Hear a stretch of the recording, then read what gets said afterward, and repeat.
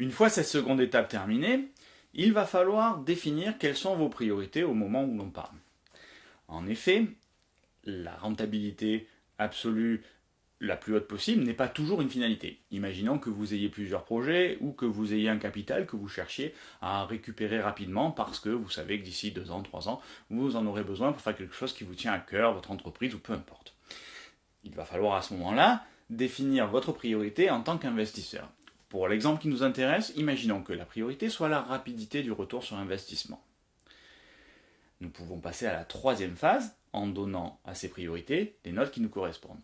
Et nous obtenons le résultat suivant.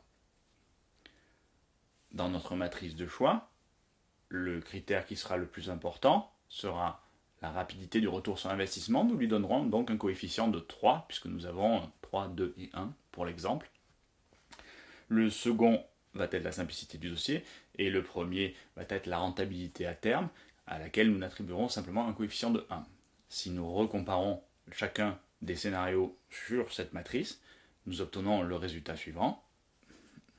Pour les lots à diviser, nous obtenons 3 points puisqu'il était juste en dessous des studios en centre-ville en termes de rentabilité, en termes de classement, que nous multiplions par 1 puisque la rentabilité n'est que le troisième de nos choix auquel nous n'avons attribué qu'un coefficient de 1 dans l'exercice. Vient ensuite la simplicité du dossier qui pour nous est la modalité intermédiaire à laquelle nous avons attribué un coefficient de 2, critère sur lequel les lots à diviser obtiennent 4 points. La rapidité du retour sur investissement, quant à elle, est notre coefficient principal, puisque nous lui attribuons une pondération de 3, puisque c'est notre priorité en l'occurrence sur ce projet. Et 3, alors que je vous rappelle que la rentabilité sur ce critère-là, les lots à diviser, étaient les mieux classés avec une note de 4, on avait classé par ordre croissant, avec 1 terrain à bâtir qui était le plus long, 2 le studio en centre-ville, 3 la ville à rénover, et 4 enfin les lots à diviser le plus rapide pour obtenir un retour sur investissement.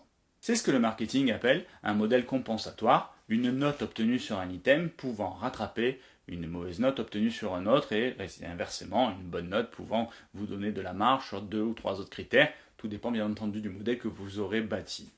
Très bien. Si cette vidéo vous a plu, je vous conseille de cliquer sur le lien qui se trouve juste en dessous. Ça vous permettra de pouvoir avoir accès à une formation complète sur la négociation et du coup pouvoir faire des économies sur votre prochain achat immobilier.